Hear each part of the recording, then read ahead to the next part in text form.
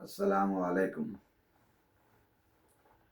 ایک فارسی شاعر کا شعر ہے کہ آواز سگا کم نہ کند رزق گدارا، کہ جب کوئی گدھا، کوئی فقیر کسی جگہ کسی گاؤں میں جاتا ہے تو اس کے وہ جانور، وہ جاندار ادھم مچا مچا کر اسے تنگ کرتے ہیں، وہ اس فقیر کے رزق میں کوئی کمی نہیں لا سکتے۔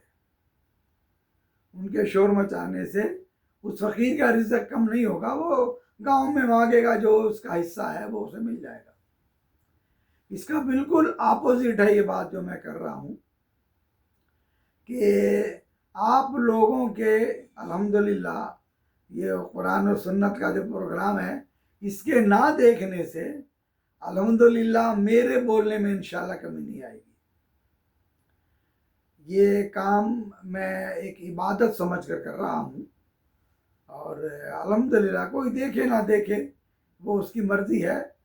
آپ میں سے کوئی بھی نہیں دیکھے گا انشاءاللہ، میرے رب کا مجھے حکم ہے اور نبی علیہ الصلوۃ والسلام کی سنت ہے، یہ میں ہی بات کیے جاؤں گا انشاءاللہ تعالی، اور کچھ نہیں تو میرا اللہ اس بات کا تو مجھے ضرور اجر دے گا کہ لازمی ہے مجھے آپ کو بات کرنے سے پہلے خود بھی پڑھنا پڑتا ہے، تو الحمدللہ جو بھی اس گناہ گار کا حصہ ہے انشاءاللہ اسے ضرور ملے گا۔ آج ہم بات کرنے والے ہیں حج کی نا۔ یہ سن کر آپ کہیں گے ظہیر بھائی کیا بات کرنے والے ہو، حج کیا ایسی چیز ہے جس میں معلوم نہیں ہے حج کا؟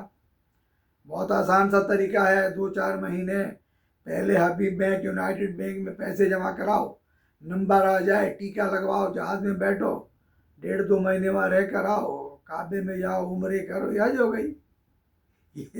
یہ طریقہ حج کا، یہ پاکستانی ڈیفینیشن ہے، یہ حج کی پاکستانی تشریح ہے۔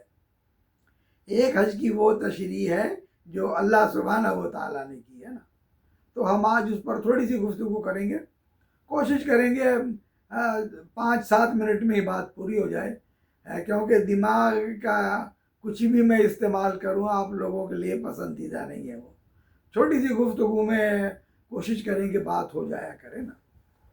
قرآن میں اللہ سبحانہ و تعالیٰ نے فرمایا وَلِلَّهِ عَلَى النَّاسِ، اللہ کا حق ہے یہ لوگوں پر، وَلِلَّهِ عَلَى النَّاسِ حِجُّ الْبَيْتِ مَنِ اسْتَطَاعَ إِلَيْهِ سَبِيلًا، کہ جن لوگوں کے پاس استطاعت ہے وہ اس کے گھر کا حج کریں۔ حج عربی زبان میں، ہم تو حج کہتے ہیں، ہمیں معلوم ہی نہیں حج کا مطلب کیا ہے نا۔ کسی جگہ کی زیارت کے لیے جب کوئی جانے کا ارادہ کرے، اس ارادے کو حج کہتے ہیں عربی میں۔ تو ہم جو کہتے ہیں حج بیت اللہ، جب بیت اللہ کی زیارت کو، بیت اللہ دیکھنے کو ہم جا رہے ہیں تو اس کا نام جو ہے وہ حج ہے، اس گھر کی زیارت کرنے جا رہے ہیں ہم۔ اور یہ 4 سپارہ لن تنالوا البر جہاں شروع ہوتا ہے، اس کی چند لائنوں بعد اللہ کا یہ حکم ہے وَلِلَّهِ عَلَى النَّاسِ حِجُّ الْبَيْتِ مَنِ اسْتَطَاعَ إِلَيْهِ سَبِيلًا، کہ اللہ کا حق ہے لوگوں پر جن کے پاس استطاعت ہو وہ اس گھر کے حج کے لیے جائیں۔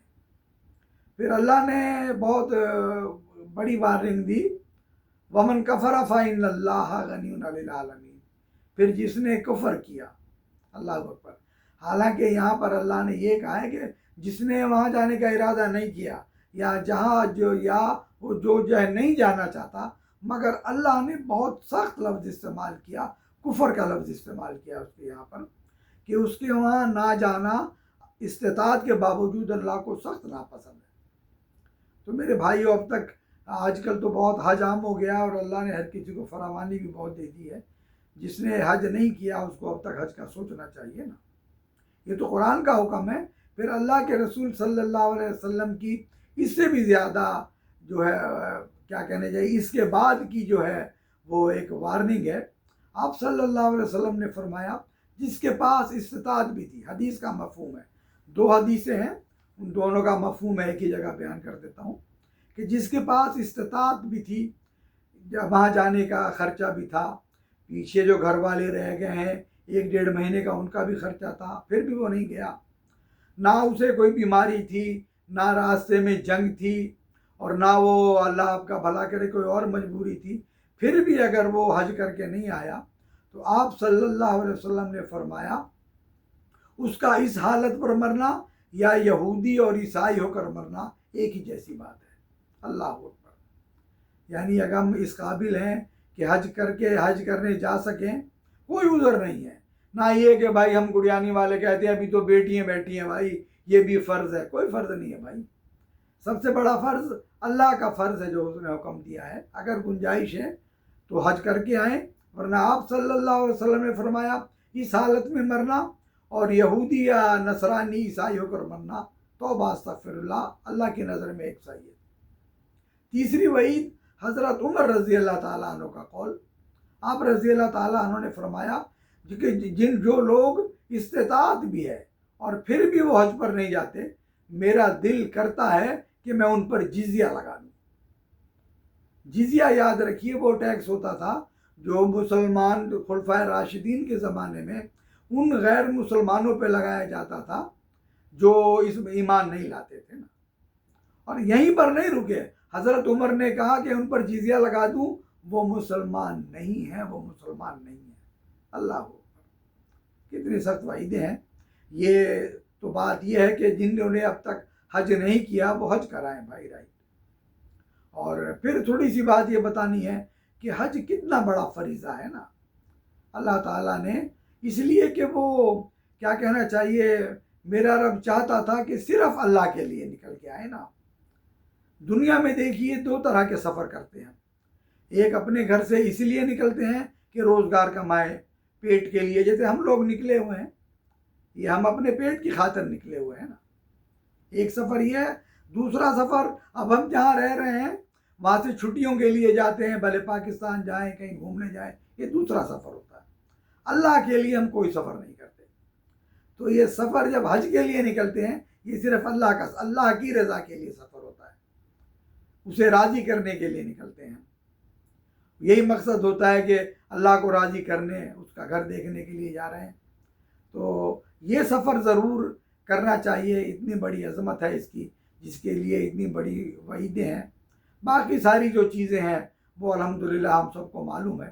اس کا مقصد صرف یہی تھا کہ میں آپ کو ریمائنڈ کرا دوں کہ اللہ کا شکر ہے جنہوں نے حج کر لیا ہے وہ اپنی زندگی کو اب ایسی زندگی بنائیں جیسے اللہ کے رسول صلی اللہ علیہ وسلم نے فرمایا تھا کہ جیسے ماں کے پیٹ سے پیدا ہوتے ہیں نا، ایسے آئے تھے۔ اب ایسا نہ ہو، اللہ نہ کرے۔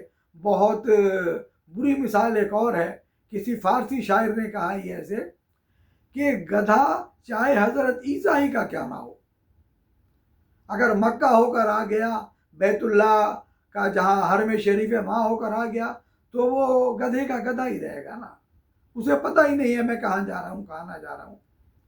اللہ نہ کرے، توبہ استغفار کہ ہم مسلمانوں کا بھی یہی حال ہو کہ جیسے گئے تھے واپس بھی ویسے ہی آ گئے ہیں نا۔ ایسا نہ ہو میرے بھائیوں۔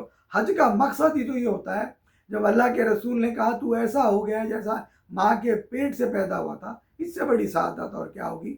اللہ تعالیٰ ہمیں جب ہم حج کر کے آتے ہیں تو ویسا ہی رکھے جیسا کہ ہم نیک اور معصوم تھے، اور جن بھائیوں نے اور بہنوں نے حج نہیں کیا اللہ انہیں حج کرنے کی توفیق عطا فرمائے۔ بس یہی ایک پیغام تھا، ذرا سنیں اور غور کریں اس پر۔ السلام علیکم ورحمۃ اللہ وبرکاتہ۔